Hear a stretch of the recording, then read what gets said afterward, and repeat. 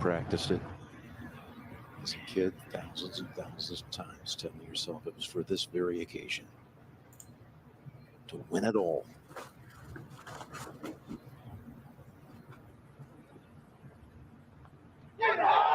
Sander with victory at Valhalla.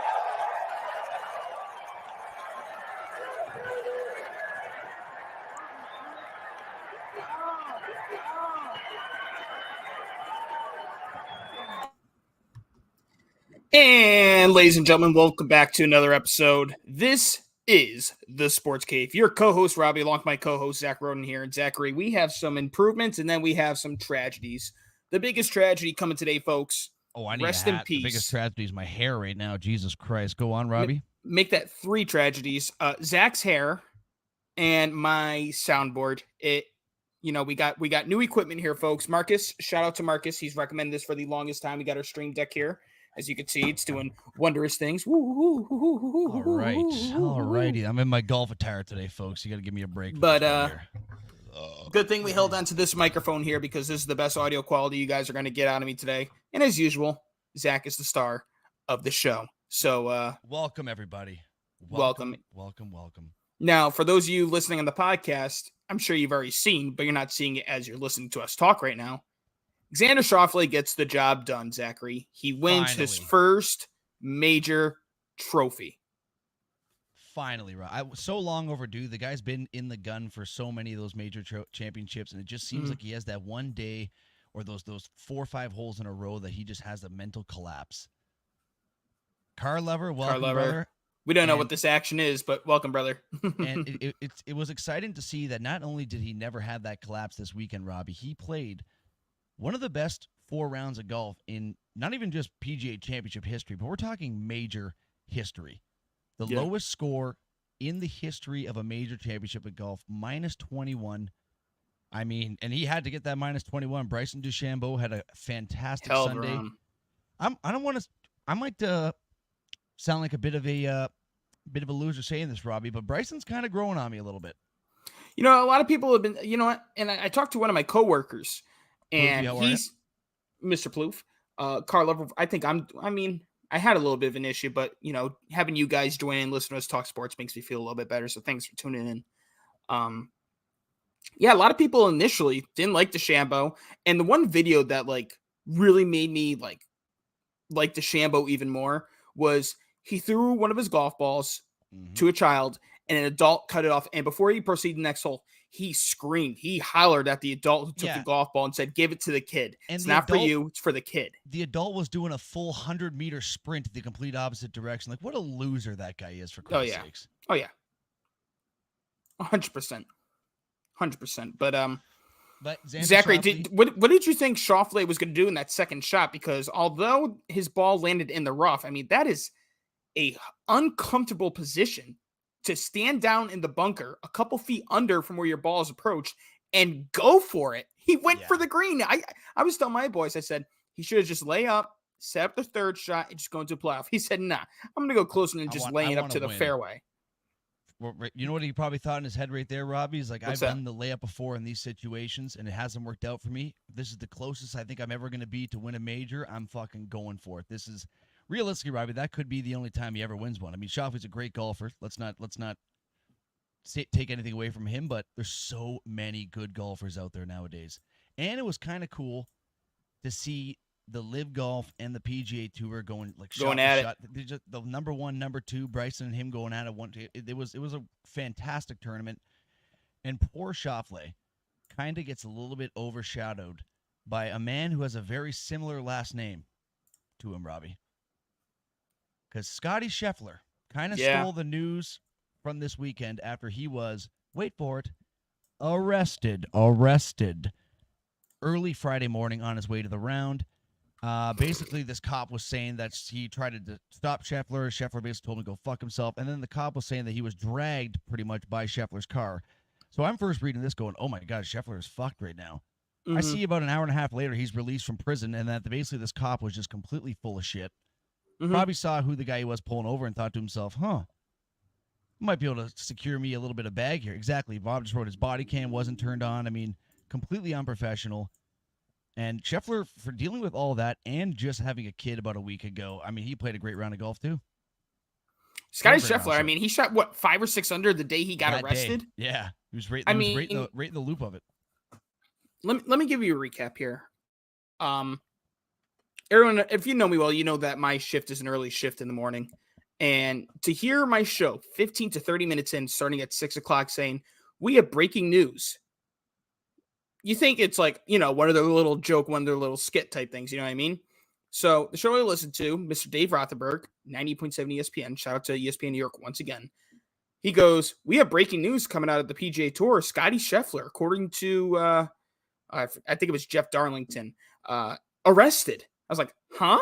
Arrested? What? Couldn't believe it. And Zach, I don't know.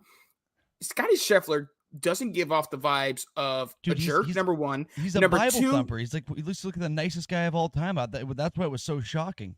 Yes. You know what I mean? To me, it feels like the cop is just over abusing his power, A, or B, he must have had a ton of money at a plus 600 of Scotty Scheffler not making the cut. Yeah, this guy had That's the only things I could think of. Now, Car Lover is informing here that apparently my volume is a little bit quieter than usual. But I also feel like mine might be the same, but that mic is definitely a little bit louder than your other one. I don't know. I mean, I don't have the board. This is the best I could do. We'll roll with it for this. We got to adapt for this episode, folks. You know what this is right now? This is me and Robbie adapting to the circumstances that we were handed here. But at the end of the day, I mean, congratulations, Shafley. This was a long, long, long time coming. Finally was able to get the job done. And now we have the what other majors? This was the first one, right? Second, the Masters. Okay, so I wasn't sure if that was Masters from last year or this year. Like, I don't know how the time frame of the PGA season. Yeah, well, we had the Masters. Now we have the PGA Championship. Next month we should have the U.S. Open, and shortly after that, whether it's July or August, the British Open. Yes, Marcus, the Masters. Zach, I'm trying to get our display names back on here, and I can't find the freaking button. I had no problem finding it when I was doing the startup. Yeah, you know what? I guess before we move on to the other sport, I would like to touch on what Bob just said there about John Rahm. I mean, Bob, I was just as surprised as you were. I had actually had him picked. I was in a little pool thing for this U.S. Open, or PGA Championship rather, and I had him picked for mine, and he just shit the absolute bed. Yeah. Just shit the bed. But it all goes back to the old saying, when you get all this guaranteed money up front, are you really going to be putting in the same amount of hard work you're putting in before? Because I can almost guarantee you, maybe the odd, select, rare person is, but the majority of those people are probably taking some time off from their training schedules now. Mm-hmm. It's all guaranteed money. Well, you know what? I think a lot of it had to do psychologically, too. I mean, did he play in the Masters at all? Do you remember? Schauffele? No, John Rahm. Yeah, he played. He won the Masters the year before, so damn right he played the year before. But I'm just like, a lot of things I saw was like he was expecting like a warm welcome, and it didn't get reciprocated. Why would he be? If that guy was expecting a warm welcome, he's a fucking idiot, because he actually looks like more of a bitch. Yeah, because he wasn't man enough to do the initial jump with all these other golfers. He had to wait a little bit, see what it was all about, and then go, okay, you know what? Yeah, I'm gonna go for this. Warm welcome, my ass. And the guy is just tough to look at. He is not an attractive human being whatsoever. Oh, wow. Okay. Very, very ugly person. That's not very nice. That's not nice. Why are you doing that? Well, I've never been a big fan of dudes that have the beard with no mustache. To me, it's just not a good look at all. Well, you have a mustache, you fucking... Like a chin thing. Yeah, exactly. Just the fucking... Well, it's nothing I could do. I can't have a proficient facial hair recognition like you, like Plouffe, like Steve. I wasn't blessed about like your that. facial hair, for Christ's sakes. Yeah, but you were kind of attacking my facial hair in a way. Not even remotely, to be honest with you. If that's how you're going to take it, then that's so you're saying this doesn't look bad?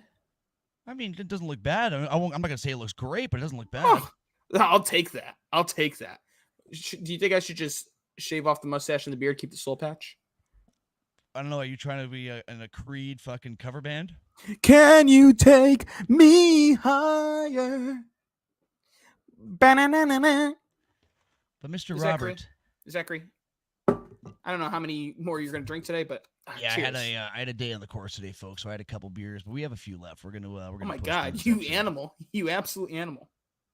Bob, I think the charges already did get dropped for Scheffler. I don't know. I'm pretty sure they did. But, I don't know, but I can tell you what, Zach. Tiger Woods was golfing that day. Anytime Tiger Woods is golfing, it's always filled. I felt like Scotty had a bigger audience than Tiger, given the situation. 1,000,000%. I mean, the fact that he's like the face of the PGA, the face of golf, really, if you think about it right now, and he is. He's known as like that diehard Christian, family oriented, and he's the one getting arrested. I was like, holy shit, Scotty fucking let loose. Yeah, he must have beat up on his wife or son. It had to be so vicious. Okay. And before we get into that, why don't we? Hold on, I want to talk about another person really quick before we move on from golf. Colin Morikawa. What a choke job. I mean, we're talking round 1, 66, 65, 67. He didn't get his first birdie of the 4th round until the last hole when it didn't matter anymore. I mean, what a choke. What a choke artist. I mean, the guy, we're talking about a multiple major winner before the age of 25. So I'm not ready to call the man a choke. I'm going to say he choked that away. He choked that one away. But like up until Sunday, Xander Schauffele was what I would have considered to be a choke artist. Now, okay, I'm not going to put that because now the guy's won. If you've won even one major, I can't call you a choke artist. If you're a guy like a Ricky Fowler, and I fucking love Ricky Fowler. Yeah, I don't know what the hell happened, Ricky. He is a choke artist. Every major, he won't ever win one. At this point, we can probably agree with that. He's probably never going to win a major. Yeah. Next thing I want to bring up. The resurgence of Mr. Justin Thomas. Finally, he needed that. Needed that badly. Hometown course he was playing at too, Valhalla. I guess that's where he's from. And I don't really know too much about this course, Robbie, but from what I've been reading, it is an incredibly hard course. And I'm sure it was incredibly hard Thursday and Friday, given the conditions of the weather with the rain and the mist and the cold. Sunday definitely looked like it was much easier to handle than Thursday, Friday, and Saturday. But did he ever need this? Because this guy is supposed to be one of the top golfers in the world. Was lucky enough to make the Ryder Cup 2 years ago. And honestly, it was kind of out of favoritism by Zach Johnson instead of going with Keegan Bradley, as we saw in the documentary. He's got to find a way to stay up in these top 10 finishes, not even just for these major championships, but for the upcoming tournaments. Like, you got to be a top contender again if you're Justin Thomas. Yeah. And I don't know if it was Justin Thomas I was reading this about, but I think it was that apparently he has now gone back to his old caddy, the one that he won the PGA Championship with last time. Mm-hmm. And I think this might have been the first tournament that he's had with this guy since he rehired him. And he went, they showed his last like 7 turns before this, 44, 55th, and all these higher numbers, and then now tied for 8th. So this could be the start of some good golf to come for Mr. Justin Thomas. Now, what was the Michael Block? Michael Block, 76 and 73. He was cut. Mr. Block. You remember that guy? Yeah. And right behind him, Tiger Woods, 72 and 77.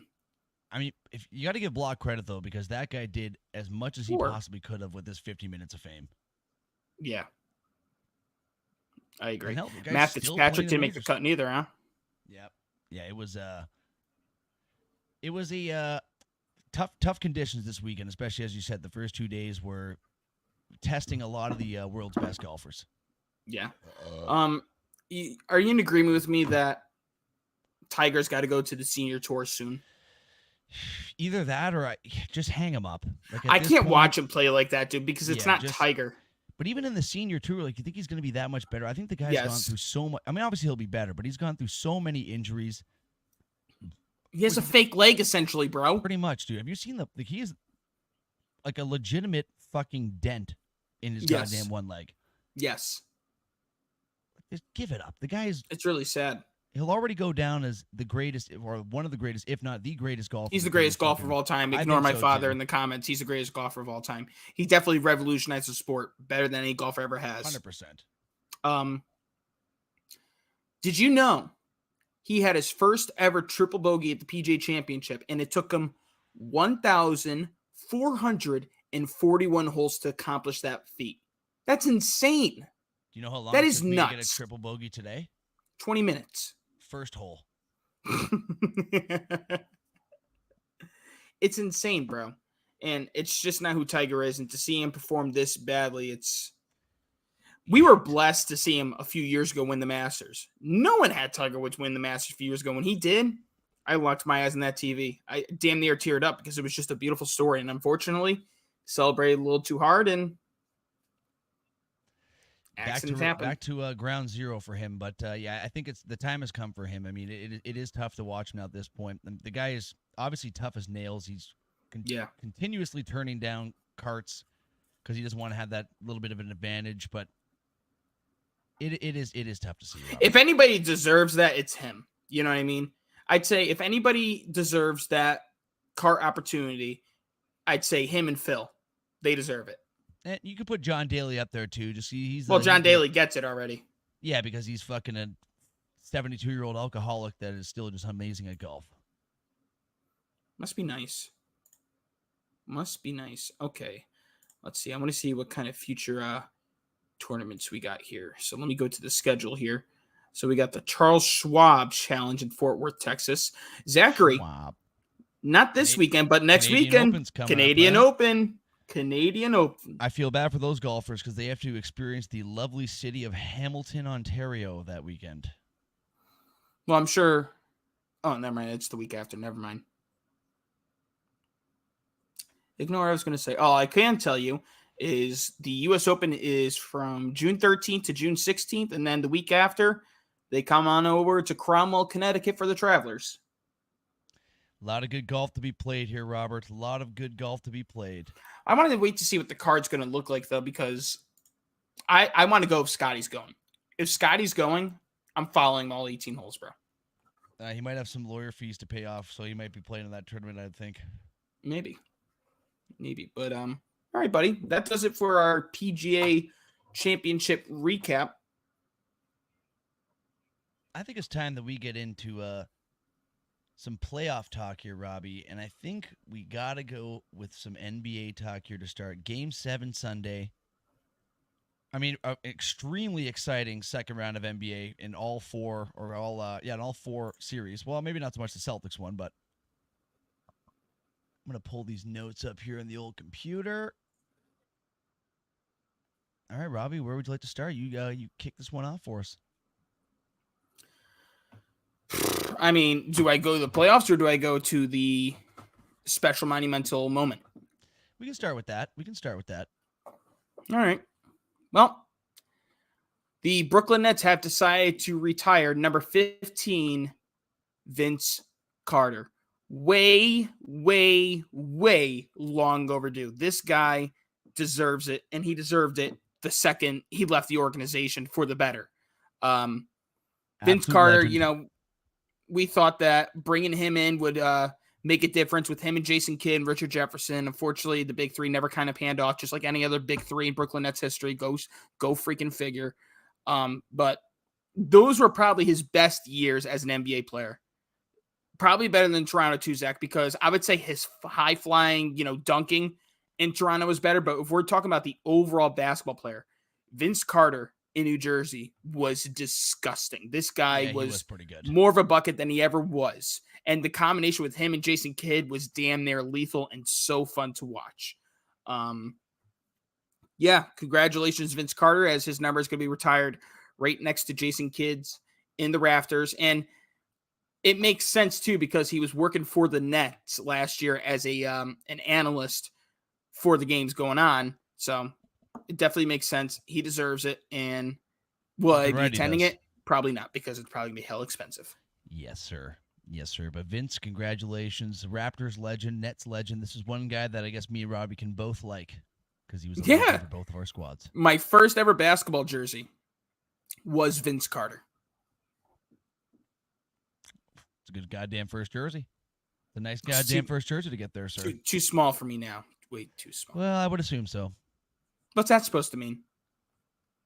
I'm assuming that you have grown over the years. Okay, I have. It just you. I'm just joking, drunken Robert. fool. I'm just You're joking. Drunk. You're a drunken sailor. I'm not a goddamn sailor. Yeah. What else you got here, Zach? Robert? I don't have our notes popped up here. Hold on, Okay, because well, I don't even have the notes popped up here. So I'm going to load them up right now. I can start off the next one for you here because we'll go through the other news beside playoffs. One more thing to go through. It is official, Robbie.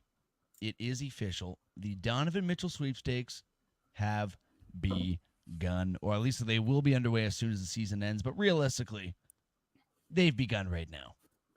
Yeah. And according to ESPN Brian Windhorst, the Lakers and Brooklyn Nets already have an offer waiting for the Cavs.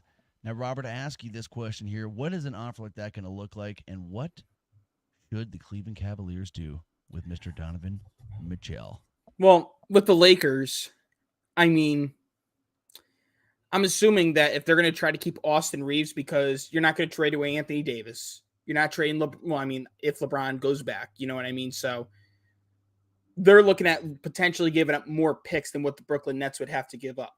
So they have to start with Austin Reeves and some picks, or you got to give away a lot of your picks again, which honestly, if you're the Lakers, I don't know if you could just keep giving away picks like this. I don't know. For the Nets' sake. Go ahead, sir. No, I was just agreeing with you. You keep on going. I'm trying to fucking get a double screen thing going here, but it's not working. With the Nets, I forget what year they finally start getting their picks back because they lost a lot of picks in the Harden trade. But the thing they do have in their advantage is the Phoenix Suns draft picks, which everybody's looking at, because how much longer are we going to see Kevin Durant in Phoenix? How much longer we see Devin Booker in Phoenix? And those first round picks are very, very nice to look at. Yeah. And could have a lot of value to them going down the stretch here. Mm-hmm. Let's be honest here. Donovan Mitchell, where would you rank him among all shooting guards across the NBA? Fuck, you know what? I mean, if you would have asked me that question at the beginning of this season, I would say guaranteed top 5. But there's so many guys, I think, that have really emerged this season that, I mean, it's arguable for top 5. Guaranteed, obviously, top 7 would be like a guarantee, I'd say. But I'll say top 5.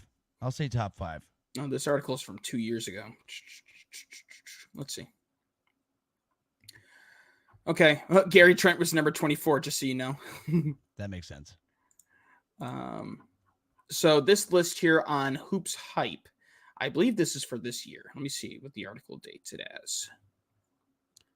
This is before the season started, 2023. So, Zach, would you like to guess who number 1 is? The number 1 shooting guard. Mm-hmm. Is Tatum a shooting guard, or he's a forward, right? No, he's a small forward, power forward. Okay. I'm not even too sure, to be honest with you, Robert. At number 1, you're going to feel like an idiot. Number 1, they have Devin Booker. Yeah, okay. That's a pretty good one there. Number 2, they have Anthony Edwards. At number 3, they have Donovan Mitchell. At 4, they have Jaylen Brown. At 5, Zach LaVine. Tyrese Maxey at 6. Desmond Bane at 7. Bradley Beal at 8. DeJounte Murray at 9. Tyler Hero at 10. Okay, after hearing those names, he's definitely top 5, but I would put Maxey ahead of him. I think the other names. Really? Oh yeah, Maxey. I think he is well on his way to becoming an absolute superstar. Well, I mean, I agree with that. I do agree with that, but I just also think that Donovan Mitchell just has more offensive upside than Tyrese Maxey too. Yeah, Donovan Mitchell is pretty goddamn nasty. What you're not going to get out of Donovan Mitchell is any efficient defense, but what you are going to get is a walking bucket from 3 or inside the paint with Donovan Mitchell. So let's be honest here. If he goes to the Lakers, Donovan Mitchell is going to be a third option. LeBron's always number 1 because it's just who LeBron is. Followed by Anthony Davis, followed by Donovan Mitchell. I mean, how did it work in Phoenix with Bradley Beal? How are these big threes working nowadays, Zach? It's not really clicking like it once did. Well, Bradley Beal and Donovan Mitchell are very different players now in their times, their careers. But I'm not going to disagree with you. I think if those are the two teams that are offering something right now, I think that the Nets would definitely be the more favorable team for him if he wants to get the ball in his hand. He wants to be the guy for that team. But I think you've already said, too, the guy wants to play in New York. So right now, if you're the Knicks, especially after what just happened to them in this playoffs, I think you are already working something together right now because they have a roster to compete right now. Let's be honest, Robbie. The Brooklyn Nets, even if they get Donovan Mitchell, they don't have a roster to compete for a championship yet. If he goes not Knicks, for a championship, but playoff aspirations for sure. Yeah, exactly. But if he goes to, I think Donovan Mitchell's probably at the point in his career now where he's not looking for playoff aspirations. He's looking to join a team to win a championship. But you got to think, what would the Knicks have to give up? Exactly. They would have to, and if I'm the Knicks, Zach, my number one priority is to bring back OG Anunoby. 100%. That dude we saw the difference that he made. Mm-hmm. I mean, he could. I didn't get a chance to watch the game yesterday, but I'm telling you, dude, 26-5 with him on the court. I'm not counting last night's game. 26-5. Teams would kill for that. Teams would kill for that. I got to watch OG for a few years in the Raptors. I knew this guy was going to be special, but of course, it's the classic Toronto curse. He was good in Toronto, and all of a sudden, the second you leave Toronto, they're just always fantastic. Happens every goddamn time.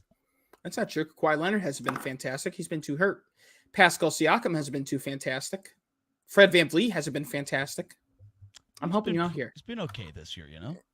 I guess it's probably more so leave Toronto curse than Raptors for players leaving Toronto to become superstars. That's fair.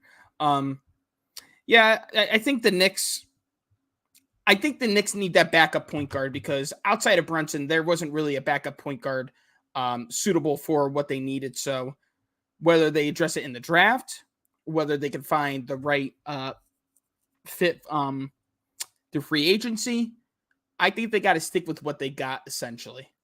I guess we all have to take into consideration we were dealing with a hurt Brunson. There's no Julius Randle. There's no OG. It was a pretty depleted New York Knicks team here playing in this playoffs. And I mean, fuck, they brought it to Game 7. Let me tell you something, Zachary. Boo freaking who? You know why I say that? You know why I say that? Because when the Nets got hurt, Knicks fans couldn't say, it doesn't matter. Injuries are a part of the game. It just happens. Injuries are a part of the game. But when it happens to them, it's not fair. We had a successful season. You can't do nothing about injuries. Go scratch. Go scratch. Go scratch. Go scratch. What are you, from like a 1960s fucking sitcom here? Go scratch? Go scratch. That's the first time I've heard that one.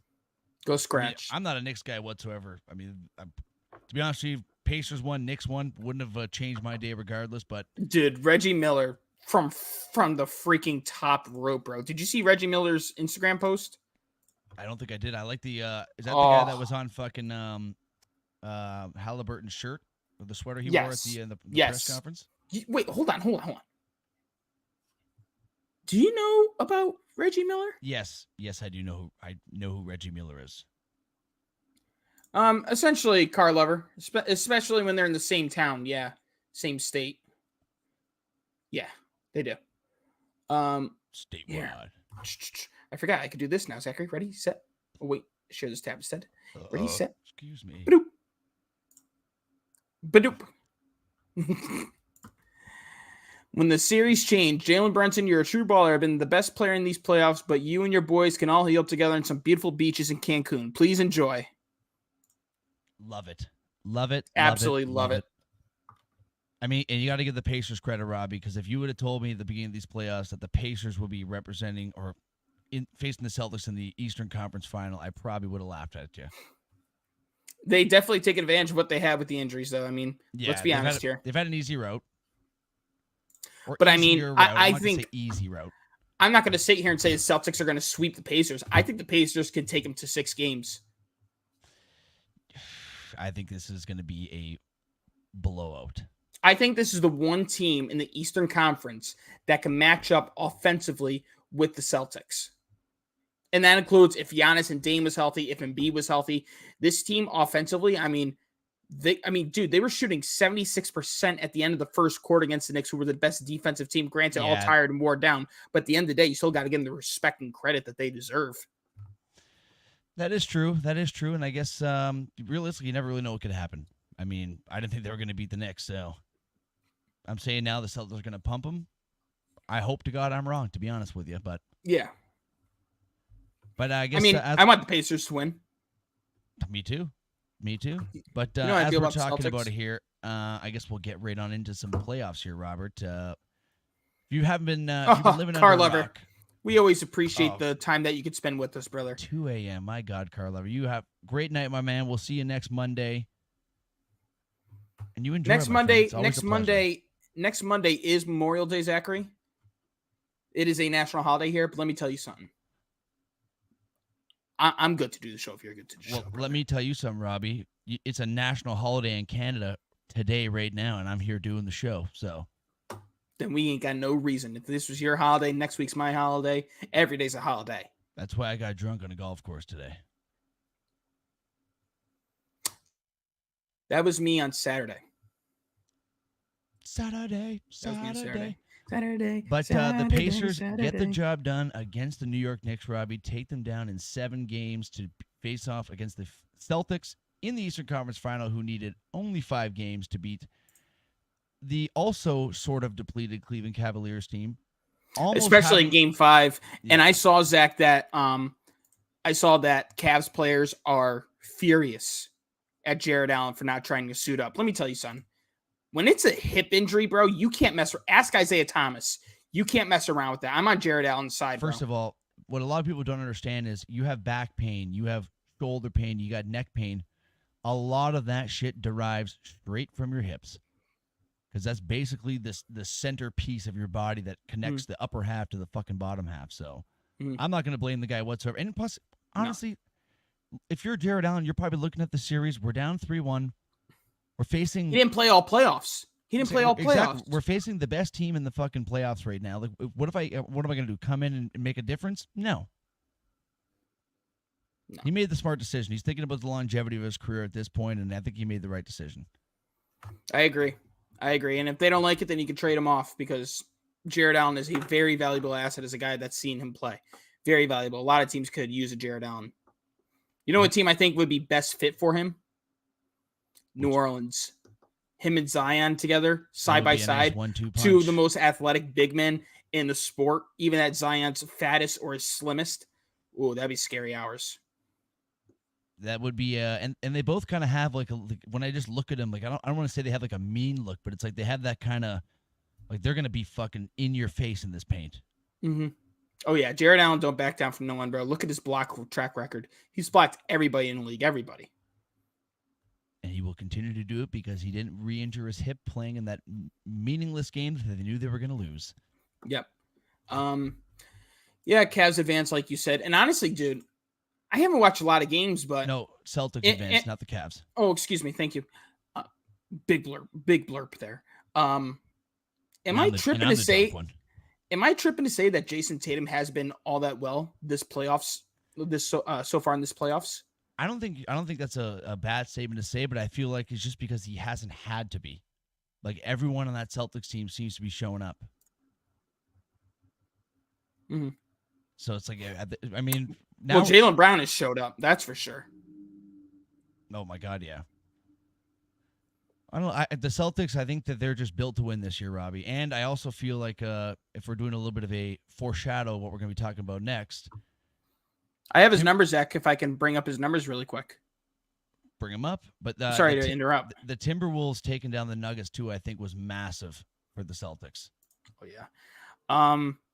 So in the regular season, Jason Tatum was 26.9 points on 47% from the field, 38 from 3. In the postseason thus far, 24.3 points per game, 43% from the field, 28% from 3, dude. Yeah, I mean, he's going through a little bit of a slump, but I mean, if look at the way that I look at it is the guy probably could be scoring 0 points every game right now, being that bad of a slump, and the Celtics still would be in the exact same position that they're in. Because they have people around it that can pick up the play of one of their two of their superstars is having an off night. Well, then the other one or two is going to pick up the slack. Well, that's what's essentially been happening with Jaylen Brown, Derek White. They've been picking up the slack.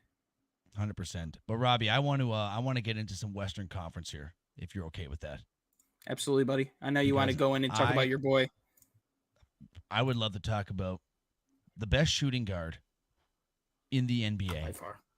By far. Mr. Anthony Edwards. I mean, are we looking at a Michael Jordan 2.0 here, Robbie?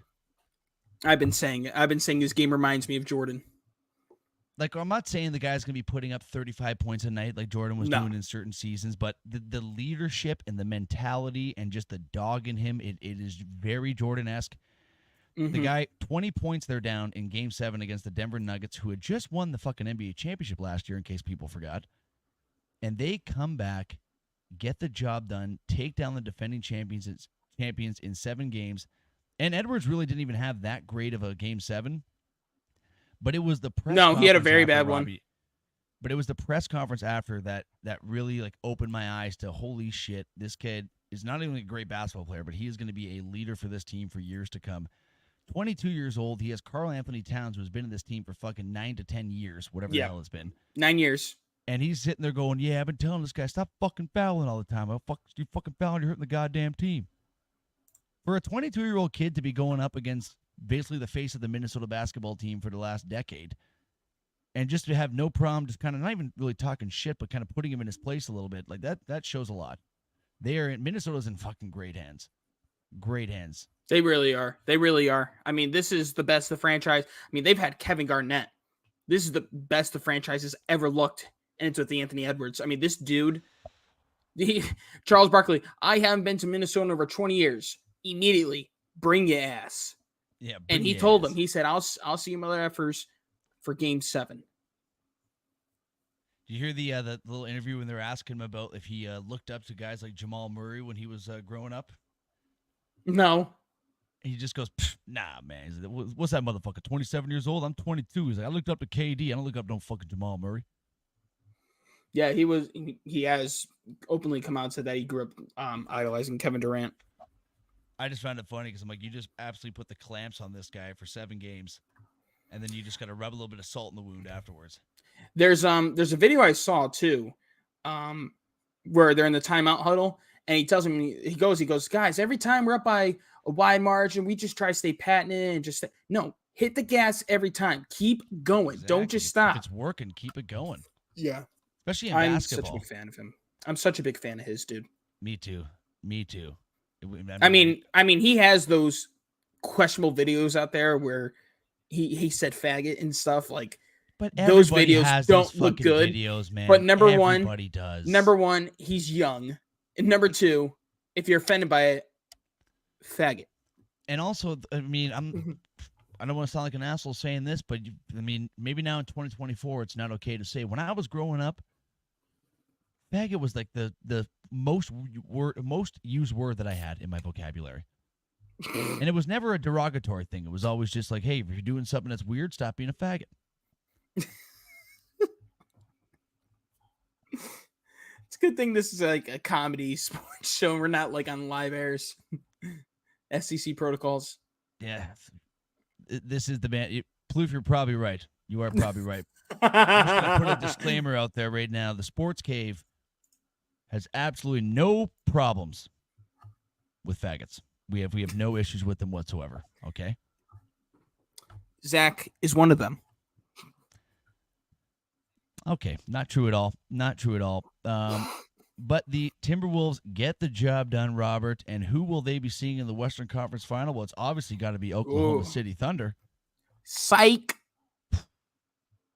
This Dallas Mavericks team is connecting at the most precise time ever.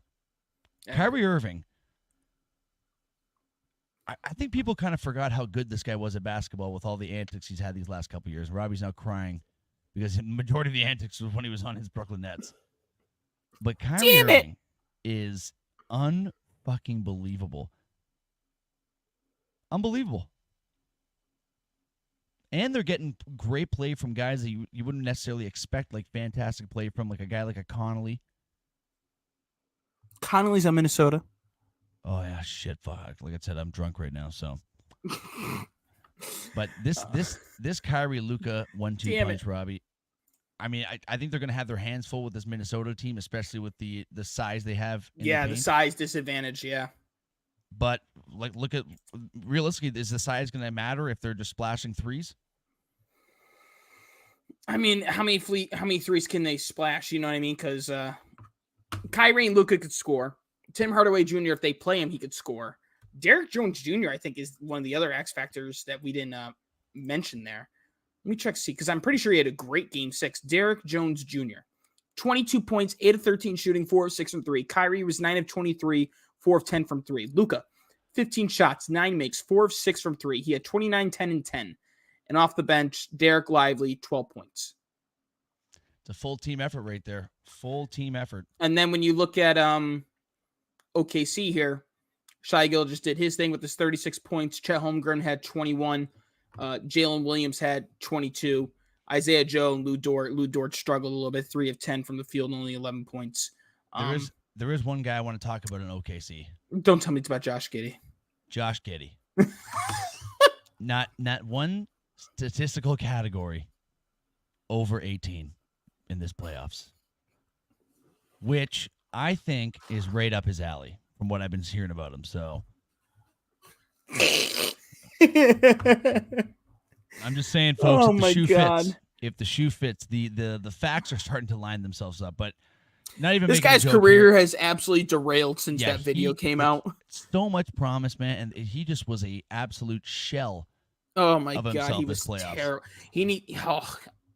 I would say he needs to go somewhere else, but I mean, OKC is like the only spot like where it's like the middle of nowhere. Yeah, and he's also lucky he was in OKC because their age of consent is 16, so that was really that helped them out quite a bit, I would have to think. You know what, Steve? No, we cannot ship this man to Toronto, okay? Why don't we ship him to Connecticut? Hey! No. We don't want him here. Weirdo. Actually, you know what? I'll take Josh Giddey in Toronto. Why? I mean, he's not a bad basketball player. Who else do we have in fucking Toronto? We got guys gambling illegally. Scotty Barnes. Kicked out of the league. Scotty Barnes. We have Scotty Barnes. RJ Barrett. Look, that's 2. Emmanuel Quickly. I mean, are we going to throw him in as like that's our third best player? Emmanuel Quickly?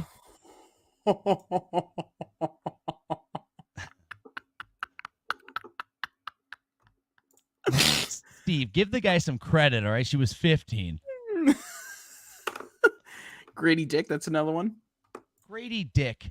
The fact that this is the 4th name being named just shows how pitiful this roster is. Yeah, you're right. Losers. You're right there with me, brother. You are right there with me. I have some names on my team. And how's that working out for you? We have a new head coach. It's going to work out great. And I think with that, Robert, unless you have anything else to add, I believe we've gone through the NBA notes, to be honest with you. So if you want now, before we go to switch over to NHL, we could do our little guess of who's going to win here in these next 2 conference final series. So Celtics and Pacers, I think you and I are both on board. We're going to go with the Celtics. Yeah. I'm going to say Celtics in 6. I'm going to give the Pacers the benefit of the doubt. I think that they've done pretty well offensively. You're definitely going to see some defensive struggles from the Pacers, but I think they could take it to 6 games. I'm going to say Celtics in 5 in that one. Halliburton's got to step up, dude. Halliburton can't be finishing these games with under 10 points. I mean, you said it before the in-season tournament finished that this was a superstar. Since the in-season tournament, Zach, he's been far from a superstar. Yeah, far from it. Steve, I don't know if it's the pressure. Oh, wow.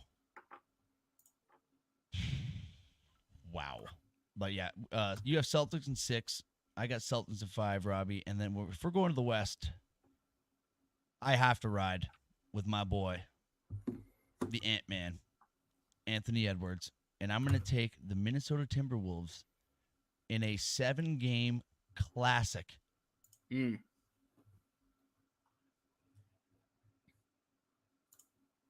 Oh, that's it? Just like that, and then sip of the beer. Oh, okay. 7-game classic. It's gonna be a great series, but in the end, the Timberwolves I think will prevail.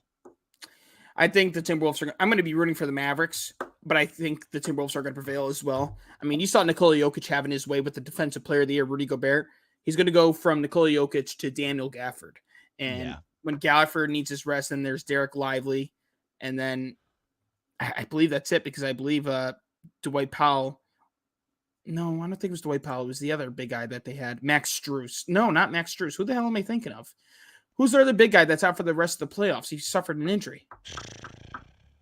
Oh, I forget. Yeah. There's no chance I would know. Oh, I forget his name. It wasn't Dwight Powell, some other dude. The size just isn't going to be there for the Mavericks, and they're literally got to be perfectionists essentially from three. So Kyrie and Luka got to be shooting 40% each night just between the two.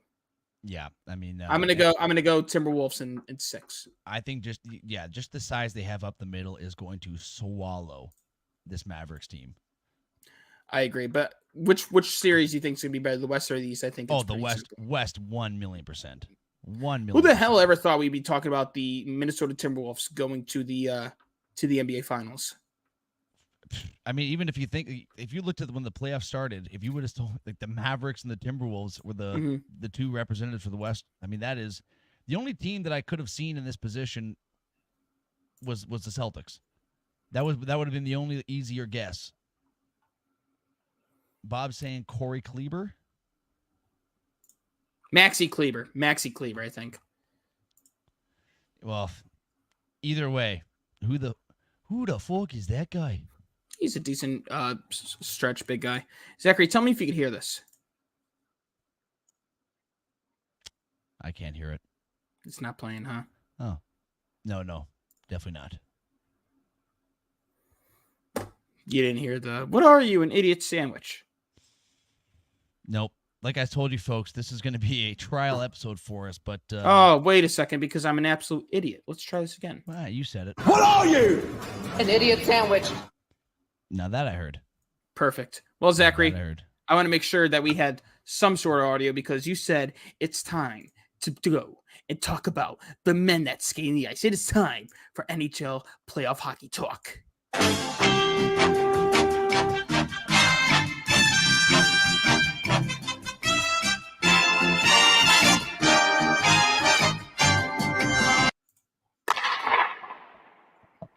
You heard the man Robert there, folks. It is NHL time. Playoffs are in full swing, but before we get into the playoffs, we have a little bit of bullet point, some notes to go through here, folks. And because I'm getting the finger from Robbie here. Yep. I messed up. New York Knicks are eliminated. The reigning defending champion Denver Nuggets are eliminated. The Cleveland Cavaliers, where their best highlight of the second round was LeBron James going to watch a game, are eliminated. Good. And what the internet is saying, the worst number 1 seed of all time, the young OKC Thunder team are eliminated. Well, Robbie, you can keep that soundbite. You can keep that soundbite loaded of the elimination there because, folks, I have to apologize to you because NHL is my bread and butter for this show. Mm-hmm. And I did you guys wrong last week. Because as a Leaf fan, the fact that I didn't bring up Sheldon Keefe being fired by the Toronto Maple Leafs last Monday is criminal. By both of us. Criminal. I'm taking the blame for this one, though, because that's bad.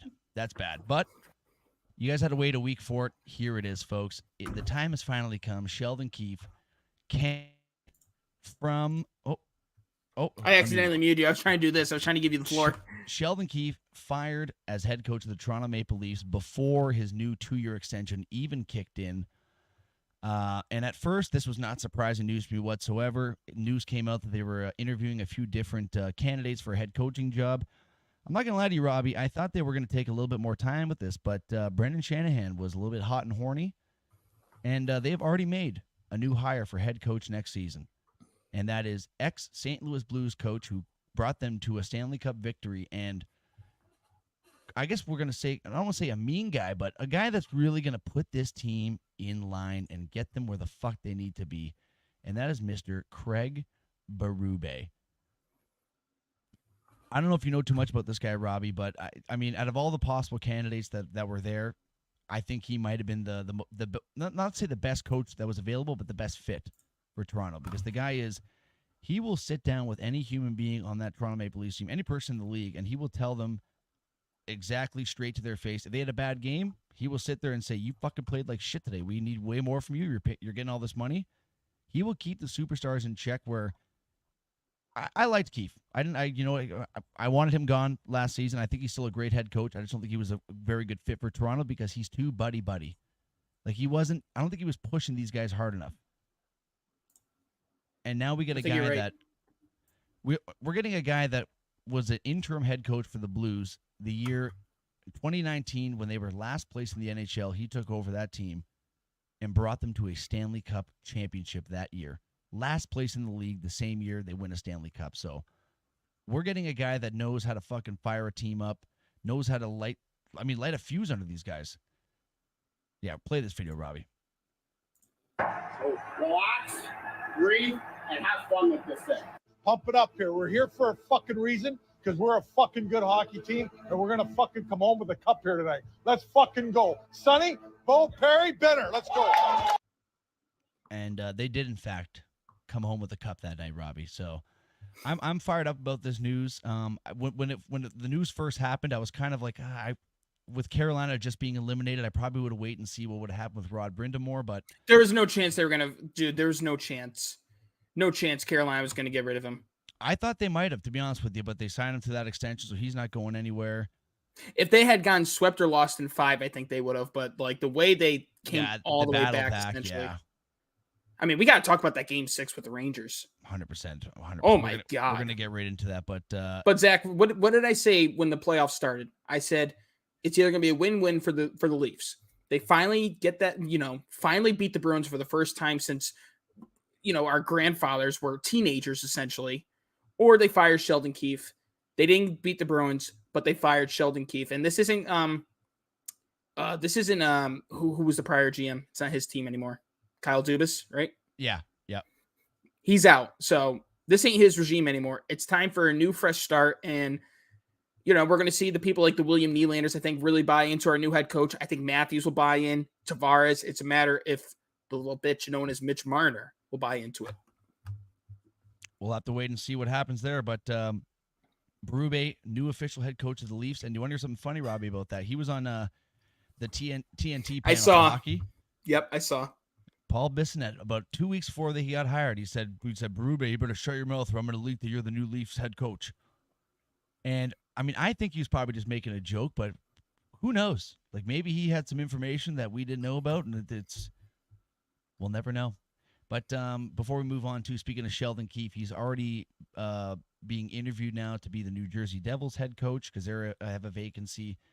But I could see him joining his little fellow Kyle Dubas as the Pittsburgh Penguins' next head coach. Oh, no. Yeah, that's what I think. You can't escape him. You can't escape him. I know. He fucking follows me around, for Christ's sakes. But unfortunately, that's my prediction of what's going to occur. Who knows exactly what could happen? Because there still is a lot of very good head coaches that are available. So right, we'll have to wait and see. But Sheldon Keefe, see you later. See you later. Alligator. Real quickly, too, before we get into some playoffs. Sheldon Keefe eliminated. Very, very tough news here if you're a fan of the Colorado Avalanche. As I'm going to say star forward because he's a big part of their forward group. Valeri Nichushkin, he had problems with substance abuse earlier this season, was put into the NHLPA Player Assistance Program, where basically it's like the NHL players' rehab. And a part of that means that he gets regularly drug tested, which he had to be drug-free for it was a certain amount of time after he's done his rehab stint. Well, in the playoffs this year, one of his random drug tests unfortunately came back positive for They didn't disclose the drug, but I've heard this guy's a big fan of cocaine, so that would be probably my guess. And Robbie, they have really cracked the whip on this guy. He has now got a mandatory 6-month suspension with no pay. Oh my God! And also, wow, we're talking about but we're talking about a guy that was a pretty pivotal fucking piece of this Colorado Avalanche team, and I hate to sound like an asshole, but he really fucking threw his team under the bus. Like, I understand you're dealing with all your own problems. It's substance abuse. I mean, I've never dealt with it myself, but I know it's got to be extremely difficult. It tears families apart. But I mean, you're in the playoffs. You have a team that could possibly win a Stanley Cup, and you can't fucking put it off to the side for a little bit to focus and play with your brothers out there. I mean, it's very tough to see because obviously you don't want to ever see a guy with this sort of skill going through these sort of struggles, but fuck, man, you have all the money in the world to get all the help you can. You got to fucking get the help. Yeah, I agree. It's hard, dude. I mean, hopefully you, I don't know anything about a drug abuse addiction, and all I know is that your body is just like so used to it that it's just hard, it's terrible you even got into that problem in the first place, and you put yourself in that position, unfortunately. And I can't remember what Avalanche player it was that came out to media after that, but he basically was saying that he pretty much said that he's completely done with this Nikushkin guy. He's like, you know what? He's like, this guy's basically made his own bed. Pretty much what he said in the interview. So it does seem like there's some love lost for him from the Colorado Avalanche here. Which, I mean, you can't blame them. I mean, the guy, one of their top forwards, basically throws away the Stanley Cup chance for them this year. Yeah. But if we'll keep it in Colorado too. I hope Nichushkin gets his help he needs, and he's good enough. So we'll see you back in 6 months. But Colorado Avalanche, the team he played for, Robbie, officially eliminated in 6 games against the Dallas Stars in a double OT thriller. See you later, Colorado. The Dallas Stars, Robbie, and that's my team to win the cup this year. So you're gonna go with them over the Rangers? I think the Panthers will beat the Rangers, to be honest with you. Ooh. They line up. Statistically, they have a perfect team to match up against the Rangers because they're a little bit tougher than they are. They're nose to the grindstone, but they still have that offensive power to put some pucks in the net.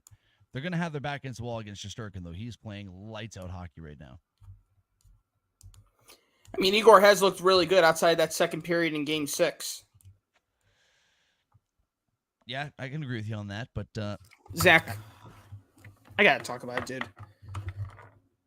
Chris Kreider, 9 minutes into the third period, down 3-1. It took him 9 minutes to get a hat trick and put them ahead 4-3 up until they scored the empty net goal to take it up all the way up to 5-3. Zach, have you ever seen someone come through in the clutch like that? Ever?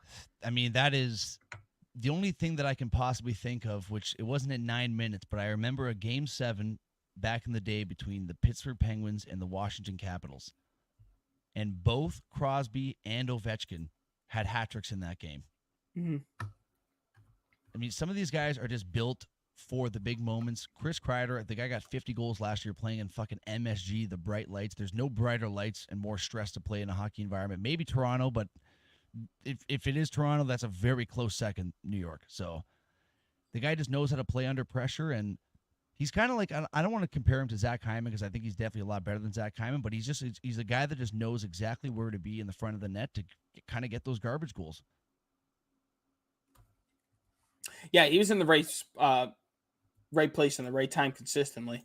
Our old boy there, Freddie Anderson, Zachary, ultimate choke job. He got pulled. The last game in that series, it was the backup goalie that was playing in his position there. And I remember that from Toronto. Yep. But as Robbie said, the Rangers do get the job done in Game 6 after a big comeback down 3-1 to the Carolina Hurricanes in that game. They move on to the Eastern Conference Final to play the Florida Panthers, who took down the Boston Bruins in 6 games as well, scoring the go-ahead goal with just over a minute left, and it is one that Swayman is definitely going to want back. But there was a lot of, I guess we're going to say, adversity from this series, Robbie. You got the Brad Marchand play where I'm not a Marchand guy whatsoever, but he definitely did get sucker punched in that hit by Mr. Sam Bennett in his first game back. This felt like old time hockey to me. Like it was just there was scrums every single whistle, big hits, low scoring games, low shots. It was a great series, and I mean, in the end, I think what happened was what we thought was going to happen. Florida taking down Boston, but Boston battled. They played well this series. I'm not going to take anything away from them. Swayman was doing everything he possibly could. He played fucking fantastic this whole playoffs, and that's why, if you're a Bruins fan, it has to be such a tough pill to swallow that the goal that got you guys eliminated was, I mean, that's one. If you have 100 shots that on Swayman, he's saving 99 of those. Mm-hmm. Just a tough one for him to get, but Florida against Boston, Dallas. We haven't figured out who Dallas is going to be playing yet because Game 7 from the Oilers and Canucks goes down tonight. Very, very tough news for Canucks breaking yesterday. One of their star forwards, Brock Besser, who has dealt with blood clots before, missed a lot of time from blood clots. I think it was 2 seasons ago. He is now dealing with some complications with blood clots again. He has officially been ruled out for the rest of this series, for the rest of the playoffs. But, I mean, obviously that's tough news as a Canucks fan. But, I mean, the hockey aspect, you can even just put that off to the side. Like, this is brutal news for even just the human being that is Brock Besser. The guy's, from what I've seen, seems like a great guy. To have dealing with this in the prime of your career, especially when your team is on a fucking Stanley Cup run who has a potential chance to actually get this job done. I mean, it is horrible timing. He has had a brutal last couple of years, too. So I think I can comfortably say from the Sports Cave, we wish all the best to Mr. Besser and a speedy recovery, and hopefully we'll see you out there early next season. Agreed, brother. Agreed. And I guess now we got to talk about this Game 7, Robbie. I mean, no Brock Besser, who has been one of the best scorers for the Canucks this season, even in the playoffs. You have Elias Pettersson, who is finally just a little bit starting to show up, but nowhere near playing to his potential. You're still running a third-string goaltender. I mean, if they get this Game 7 win done, all the fucking power to them. Well, Zach, what do the Canucks do here? Now that they lost one of the best players, do they shrivel up? Do they basically concede defeat?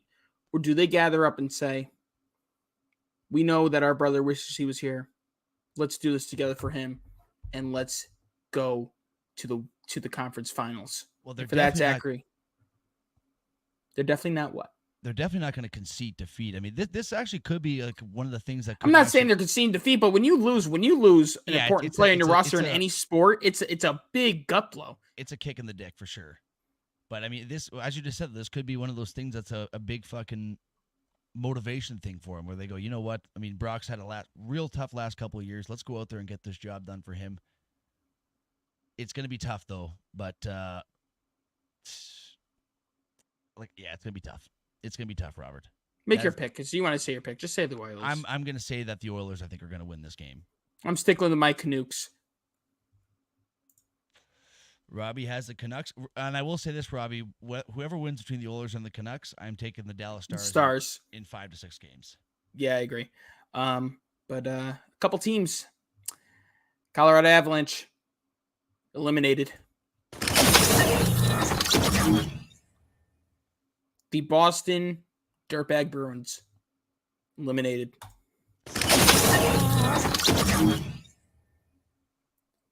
The Carolina Hurricanes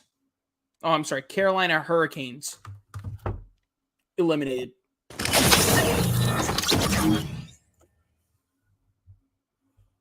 That's what I gotta say. That's what I gotta say about that. Bam, bam. And we will have one more to add to that list, probably at around midnight Eastern Standard Time. I'll be sleeping. You're damn right I will. But Mr. Robert, that is the full breakdown of the NHL, my friend. Booyah. Hell yeah, brother. All right. We got, where do you want to go here, Rob? We got a little bit of NFL. a little bit of boxing actually, and then some. Go into that. If you got a chance to watch that fight, go into that. So I unfortunately did not have a chance to watch this fight because I didn't even know that it was on. But Tyson Dude, that's Fury, what I said. Like, this is why boxing. Like, this is why boxing is a problem. Like, I know that Jake Paul and Mike Tyson are fighting this weekend. They had no problem advertising that. You don't advertise arguably the best social media guy. You don't advertise Tyson Fury to the fullest max. Not even just Tyson Fury. This is like one of the biggest heavyweight title fights in the last fucking 20 years.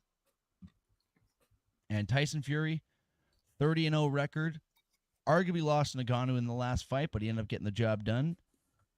Robbie, he met his maker here in a very smaller Alexander Usyk out of Ukraine. Usyk ended up rocking him in, I believe it was the 10th round, and just at that point, it was over and done for Fury. He got outboxed. The guy that had Fury winning the split decision as the judge, I mean, that guy should be in fucking jail. The judging in boxing is so ridiculous to me. Like, it is. You could have a guy going, it's 112 to 115 for this guy. The other guy has it 111 to 117 for the other guy. It's like, how the fuck do you come up with these numbers? Agreed. But I agree with that. Tyson Fury, undefeated no longer, Robbie, and I think he's already retired once before. I think they already have another fight scheduled. I believe it's sometime in June. Maybe I'm wrong about that date, but I'm pretty sure they already have another fight scheduled. But yeah, Tyson Fury, first loss in his career. Usyk now becomes the undisputed heavyweight champion of the world with whatever fucking belts they have that he won, because there's 95,000 belts in boxing. Yeah, right. It's an absurd amount. Zach, I don't think Tyson Fury really cares for boxing as much as he once did. You know, he's definitely made his money. He's made his history. I don't think trying to match up to what Floyd did really matters to him at all. No, if he wanted to go for Floyd's records, he would be fighting a lot more than he is. The guy's close to 40 years old now. He's not in great shape, if we're going to be honest with each other. No, never really has been neither. I mean, he's always a fat slob before the fights, and then he loses all the weight. But it's been working for him for the last 15 years or so, and he's finally got his first professional loss on his record. Yep. Oh, well, I mean, I guess it's not that surprising due to the fact that he lost to an MMA fighter who got immediately knocked down his fight right after Tyson Fury. Yeah, well, technically he won, but I think we can all agree that even though he won on paper, that was a loss. Yeah. Wasn't a good one. Wasn't a good one, bud. Yeah, boxing, short and sweet, Robbie. That was short and sweet. It's the way you like it. You fucking got that right, sir. Robbie, let's get into some MLB, and we'll end off with a little bit of NFL. We don't have too much for NFL, but MLB, there is one thing that I would like to start off talking about here. We've had our good pal Cody on the show a couple times, big Pittsburgh Pirates guy.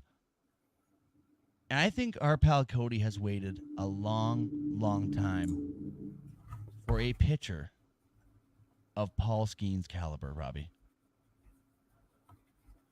Yeah. I mean, no hit. The last performance he had, a no hit up until the 6th inning, until he was pulled out with 11 strikeouts. He was at about 100 pitches. That's why he was able to get yanked in that game. But I mean, this guy is a bright light for the future of this Pirates team. Bright light for the future of baseball, and especially helps when you're dating Livy Dunn. So I'm sure MLB is really hoping that they stay together. Yeah, goddamn it, that girl's amazing. He's a lucky son of a bitch. Yeah, dude. I mean, a lot of these guys that get taken number one overall, some of them don't pan out. I mean, I'm gonna go through the list here, but well, especially pitchers too. I find like pitching is such a tough, it's such a tough position to be a prodigy in, because this one injury could just derail everything for you. One Tommy John surgery could ruin it for you. 100%. Let me go through their draft picks by the years. Oh, I just ripped a huge fart. How's it smell? Oh my God, it's disgusting. Oh. Anyways, so let's go through these number one picks here. Paul Skeens, Jackson Holliday, to be determined how Jackson Holliday is going to be. From the Pittsburgh Pirates, Henry Davis, who really hasn't panned out to be anything that special. He still has his chance up there, but he hasn't been great. Spencer Torkelson for the Tigers. He's been mid, if at best. Okay. Adley Rutschman, fantastic. Yeah, that worked out. Casey Mize, right-handed pitcher. Not really hearing much of his name. Royce Lewis recently got hurt. Ricky Moniak. Well, you're thinking of Byron Buxton. No, I'm thinking of Royce Lewis, the guy in the Twins. Yeah. He's always hurt, that guy. Okay. I'll take your word for it, buddy. Mickey Moniak, never even heard of him. Philadelphia Phillies. Dansby Swanson, good. Brady Aiken, Astros, no idea. Mark Appel, no idea. Carlos Correa, good. Garrett Cole, good. Bryce Harper, good. Steven Strasburg, good, but got hurt. Tim Beckham, failure. David Price, okay. The point that I'm getting at here is not guaranteed. The number one picks, they're not guaranteed. Mookie Betts was a late round pick. Nestor Cortez was a 30th round pick and is fantastic for the Yankees. Just because you're number one pick doesn't mean you're going to pan out.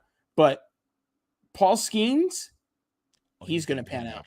100%. He's going to pan out. And he has enough skill too. Like with the way he throws, an injury could happen. But his splinker, they call it, because it's a mix of a splitter and a sinker. Whew, good luck trying to hit that. A splinker. Well, and the fact that the guy's fastball, a slow fastball for him is fucking 99 miles an hour, for Christ's sake. So it is. Very bright future ahead for Mr. Paul Skeens. And you know what the Pirates really should consider doing, Zach? What is that? If you're not going to be in contention for a while, I'm not saying throw away this year or next year, because you got him under contract for a while. Don't be afraid to get rid of him to get one of the best package deals we'll ever see in MLB history. Paul Skeens? Yes. I'm not saying this year or next year, but like if they can't contend for a World Series, and yes, I'm saying World Series because you have Paul Skeens. There's another gentleman behind the rotation that's very spectacular. Brian Reynolds, O'Neal Cruz, Key Brian Hayes. Like you have guys. They all got it. You got to weapons. You got to figure out sooner rather than later. And if you could somehow really market this team well to bring in some financing so you could bring in some free agents to make the team better so you don't have freaking Rowdy Tellez on your team or worn out Andrew McCutchen, they can make some noise. But I'm just saying, if you can't make the noise, Rowdy? He sucks. He's fat and he sucks. Well, he's definitely fat. And he sucks. Speaking of fat guys, Vogelbach finally got his first home run with the Blue Jays. Also, I was laughing so hard when we were going through all the weights of the Blue Jays players last week. Yeah, we're a fucking goddamn powerlifting team, for Christ's sakes. You're not a powerlifting team, you're a power eating team. Yeah, not wrong about that. But real quick, if I can just say something quickly about the Blue Jays, and Bob, I hope you are listening. Oh no. Big fat Alek Manoah. 2 back-to-back fantastic starts here, Robert. Something to build on. I'm not going to get excited yet, but we're seeing some vintage Alek Manoah here in these last couple starts. Are you getting erect? No.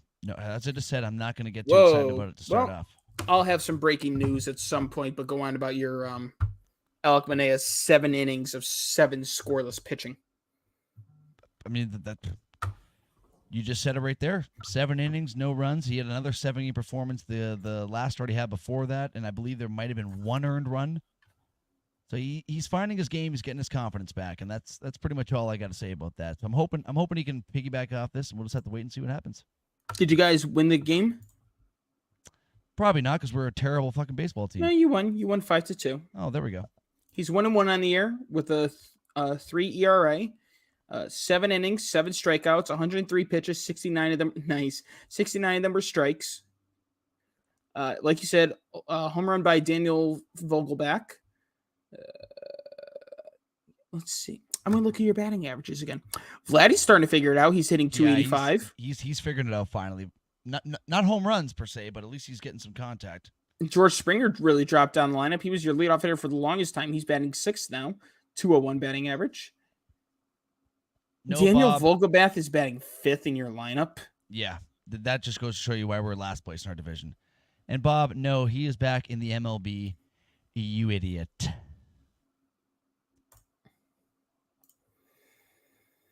Well, Zachary, I hate to tell you, but you guys are not looking good in the standings.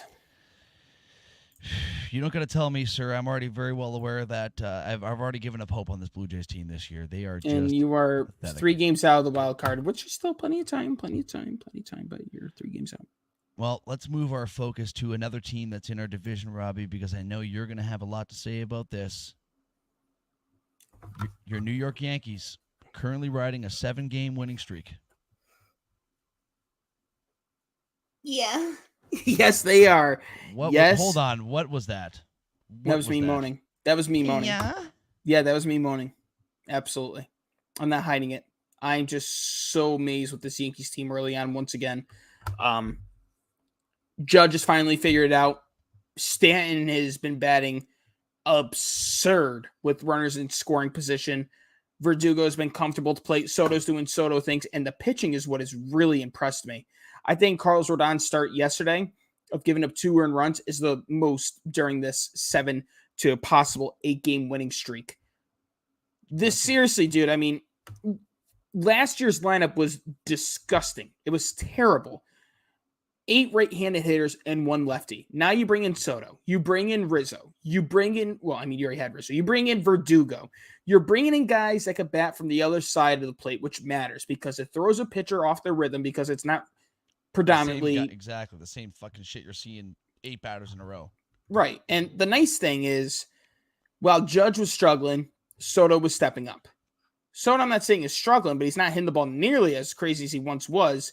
And Judge is just mashing home runs after extra base hits, extra base hit. I mean, he already has a double right now as we're talking about this game, the game going on live right now.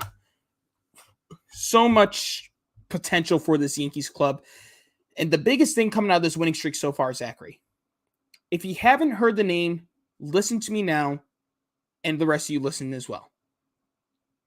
The Yankees have a problem because when Garrett Cole comes back, either you got to go with the 6-man rotation, you got to dip someone down to the bullpen or the minor leagues.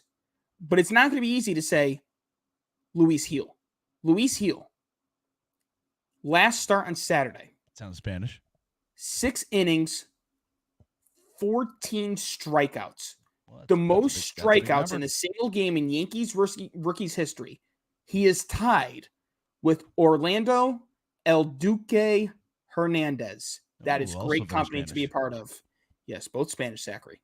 Both Spanish. That means good. Very, very, very happy with how this Yankees team has performed thus far. They have a 3-game series with Seattle. Then they're on the road for going out to San Diego to take on Fernando Tatis and the Padres. And I forgot to write this down in the notes, but since I'm bringing up the Padres, Zachary, could potentially be a catastrophic injury for the San Diego Padres. Xander Bogaerts was diving for a play, much like Trevor Story did, ended up leaving the game with the shoulder injury. Trevor Story's out for the year. They got to hope and pray it's nothing drastic like that for Xander Bogaerts. Yeah, because that's a lot of money that motherfucker's making. Yep. So, but that was the breaking news about the Padres. The Yankees' 7 to potential 8-game winning streak has put them not that much far ahead of the Baltimore Orioles, as the Orioles are only behind the first place Yankees by 2 games. Yankees are 33-15. They're plus 18 in the win column. I think that is okay. It is not the most. I was going to say the most, but it is the second most, Zachary. In the NL East, the Philadelphia Phillies 34-14 without Trey Turner.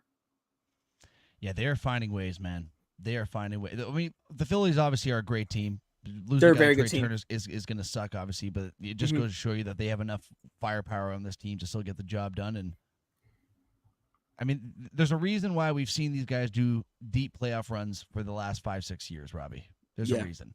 Yeah. They got grit. They got good players, good management, and that's what it all comes down to at the end of the day. But you were mentioning the Yankees on a 7-game win streak, Robbie. Let's pop a little bit of a 180 and talk about a team that was kind of trending like the Yankees that has really just dropped off the face of the earth here, Robert.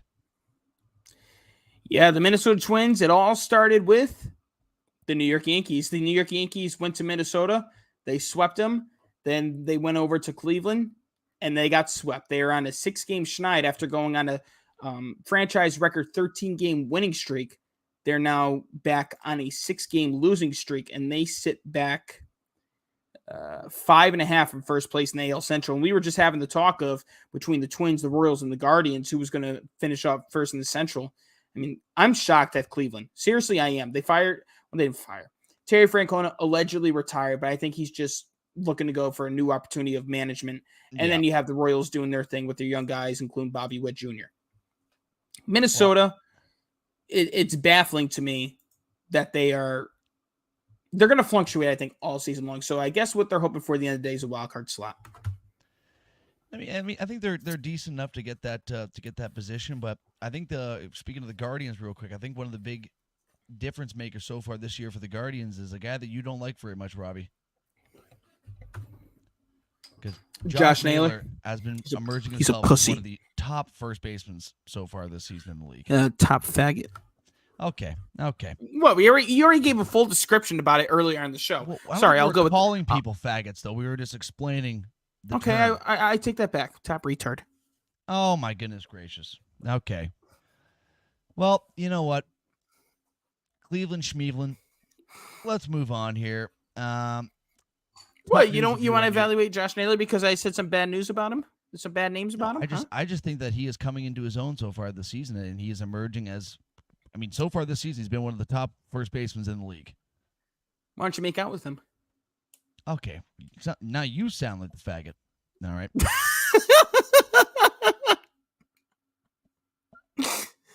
Oh, that was good. That was good, Zachary.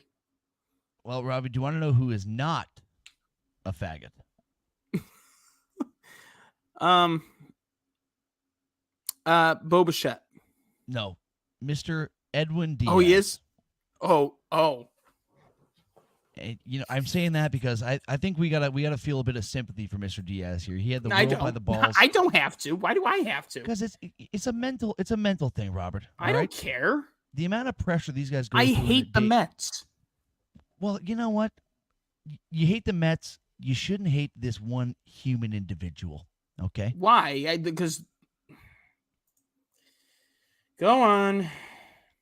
If you haven't heard the news about Edwin Diaz, the trumpet man himself, probably the most notable closer over the last 365 days in the league, I guess he's going through a bit of a mental spiral, taking a step back away from the closer role until he feels more comfortable to get back in there. It's tough when you have everything going right for you, and then all of a sudden a complete flip-flop happens and everything is going wrong, Robbie. And I feel like that's what Mr. Diaz is experiencing right now.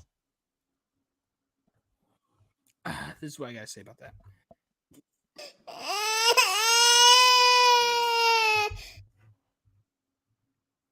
That's what I got to say about that.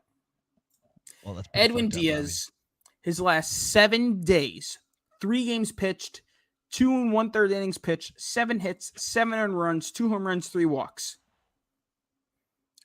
Thus far this season. Let me get his season numbers. Where is season? Oh, here it is. 5 saves, 5.5 ERA, 27 strikeouts, 1.22 whip. Not great numbers.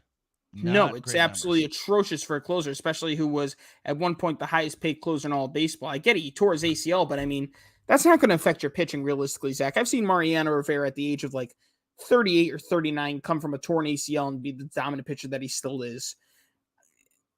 I don't know. I just think everything's falling apart over there in Queens. You got Steve Cohen putting tweets out there that we're going to adjust at the trade deadline and essentially sound like they're going to sell house. These type of things that Steve Cohen's doing is really impacting the mental state and game on the field of the New York Mets. The Mets are the Mets. I don't know when they're ever going to turn it around, if they will ever turn around, but they won't ever. And I just saw a thing that prior to the season starting, the New York Mets offered Pete Alonso 7 years, $158 million per year. So you do the number there. He's asking for $40 million a year because he's trying to act like he's an Aaron Judge, which we all know Pete Alonso will never get $40 million a year by any team in baseball. 7 year, 150? 158. It's a pretty good fucking deal. It's not a good deal when the guy hits 45 home runs, 120 RBIs, and we'll get only about $22 million a year for his caliber. And in New York, you're not seeing $22 million in New York. No, you're seeing 7. Yeah, it's fucking once you get absolutely butt fucked by all the state taxes. Yes. So, I don't think it's I think Pete Alonso will be gone. I think I've said it before and I'll say it again. The team that should swoop in for Pete Alonso immediately. Do you remember what team that is? I can't. Forget Tristan Casas, the Boston Red Sox. You got to bring in Pete Alonso because he would be glorious with that green monster. He would definitely be hitting a lot of home runs, that is for sure. And I mean, I guess it's a possibility, Robert. It is a possibility. I don't think it is possible. I think they're going to be stuck by their stubborn ways with trying to rebuild. But I think Pete Alonso and Fenway Park would be much better than Tristan Casas. Oh, another fart. Well, Robbie, I'm glad that you brought up the Boston Red Sox, sir. Why? Because Mr. Are they in the Rafael notes? Devers They has are. tied a Red Sox record with 5 straight games with a home run. Can he break this record and make it 6 in a row? Yes, because he just did about 10 minutes ago. That was the breaking news I was going to have. Oh, shit. Well, my apologies. No, not your apologies. You didn't get the update because I got him 6 straight games with a home run for Raffy Big Scoops, a new Red Sox record. Jared Carrabis tweets out. I don't know who he surpassed, but he had 3 home runs prior to this whole streak starting, Zach. So 6 now puts him at 9, unless he had a multi-home run game. I mean, I'm about to find out right now if how many home runs he has once they go through the whole animation thing here. Animation. Oh, no, it cut out. Thanks, Carrabis. Thank you. You goddamn asshole. Well, they needed that. They needed that, bro. I mean, Rafael Devers is the franchise player. And if you had Rafael Devers and Pete Alonso.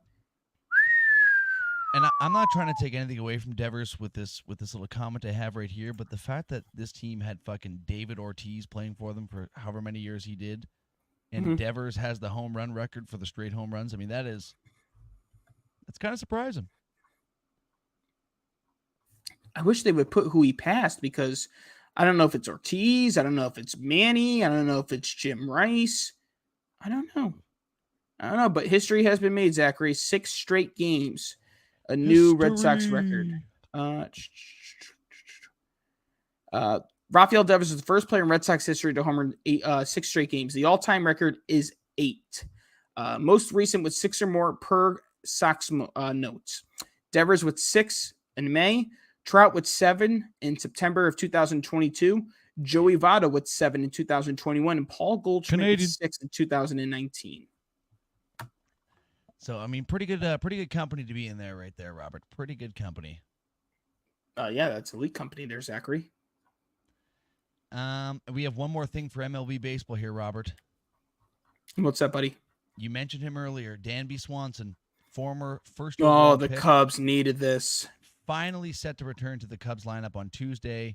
Another big bat in the return for them, and for a team that has kind of been, I don't want to say thriving, but they've been holding their own for the what they've had to deal with. They've been holding their own for losing Suzuki, for losing Justin Steele, for losing Cody Bellinger, or as Marcus refers to him as Cody Trash.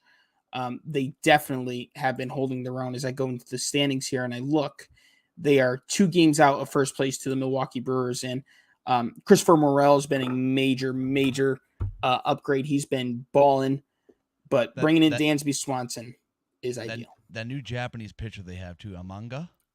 Yeah, he might be better than Yamamoto. He's disgusting. He is disgusting. So, I mean, a lot to look up for right now if you're a Cubs fan here. Dansby Swanson coming back is a massive pickup for you boys. And we'll just wait and see what happens here, Robert. Well, we have breaking news out of the NFL. Oh, here we go. After 9 seasons, Eagles wide receiver Devontae Parker has decided to retire. Quote, I want to see my kids. You know what? I'll give the man some credit there because he's made his money. Probably wants to have a somewhat decent life after playing football. So I want to see my kids, spend quality time with them. I want to be there for them whenever I can. I'm just going to take things slowly. Well, can't blame the guy. He made his money with the Patriots, so I mean, I guess it's smart to retire when they were giving you $13 million a year to be the worst wide receiver in football. Yeah, not a bad paycheck right there, Robbie. And I guess if you're bringing up some NFL, why don't we finish this episode off with our very short NFL segment here? Oh, really? Mm-hmm. Shoot, this is going to take me a while to load up the freaking NFL sound because I was on a different page. No, it won't. I'd lie to you.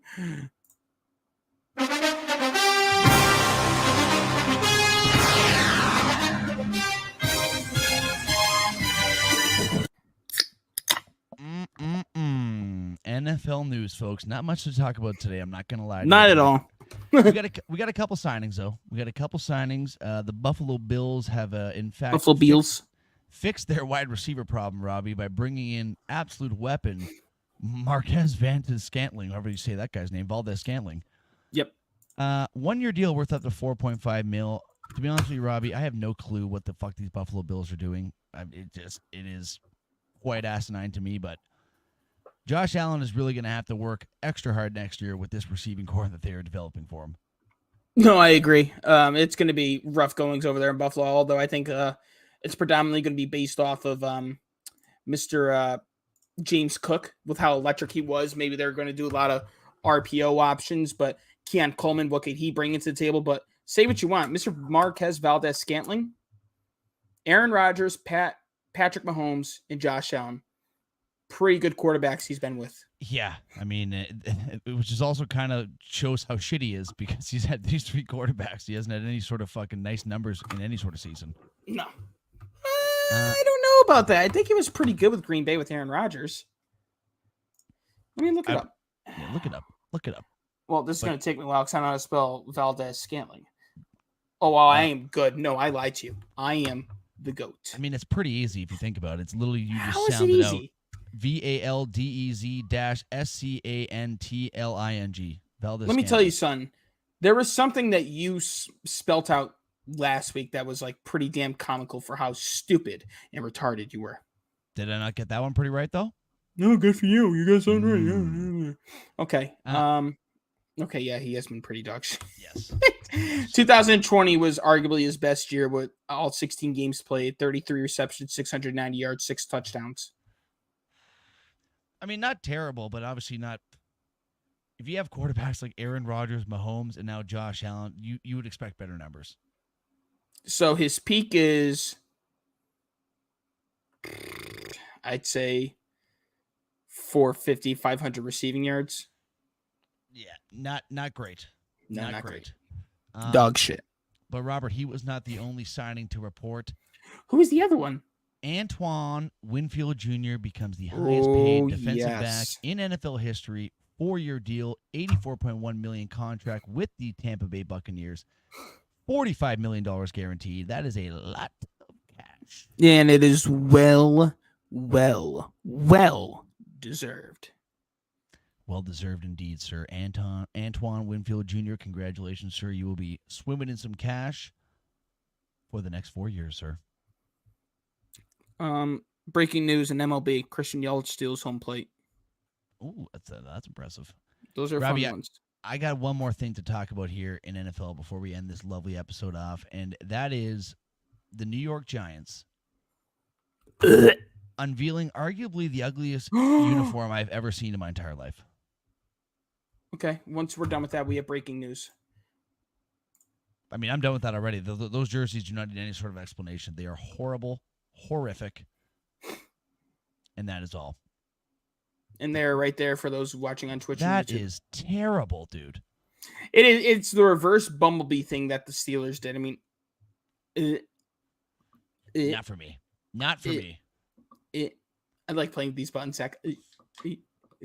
I want to hear what this breaking news you have here, sir. This isn't good for the WNBA. Caitlin Clark went to the locker room after suffering an apparent injury on the play. She has since returned to the bench, but it is worth noting that Caitlin Clark did suffer an injury.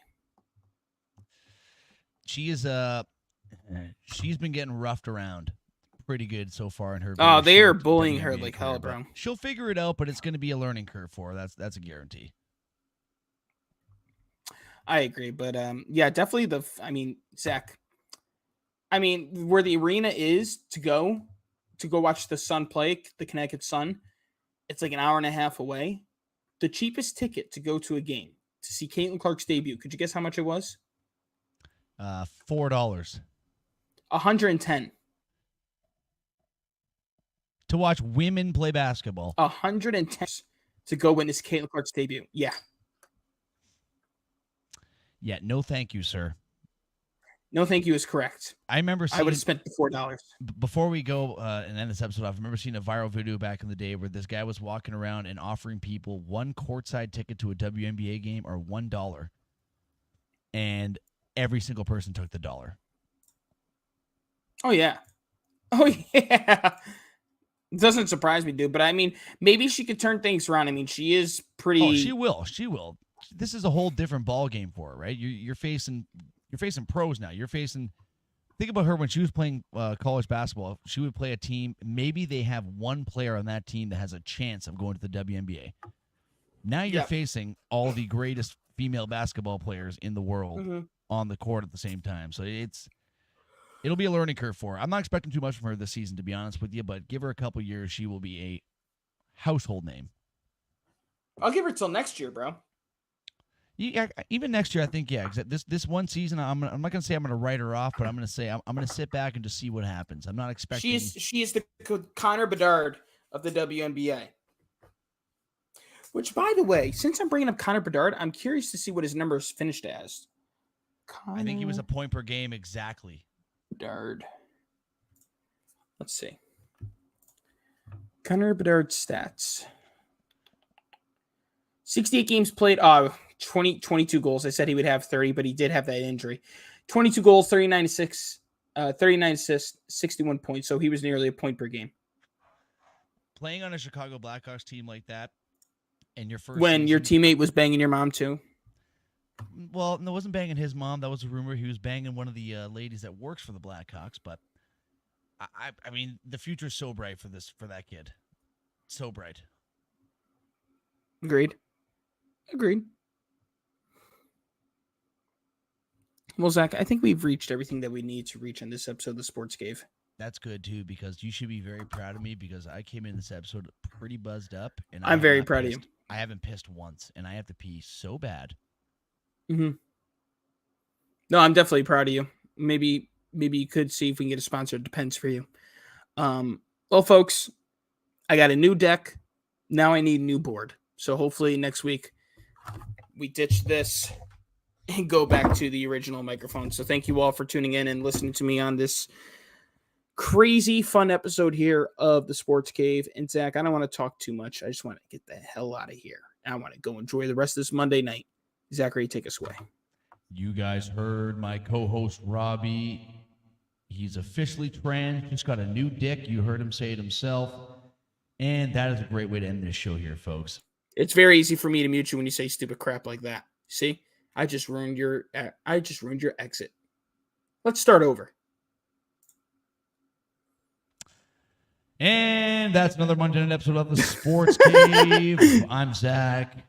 That's Robbie or Rabina. We're not sure yet. Stay sexy, Sports Cave.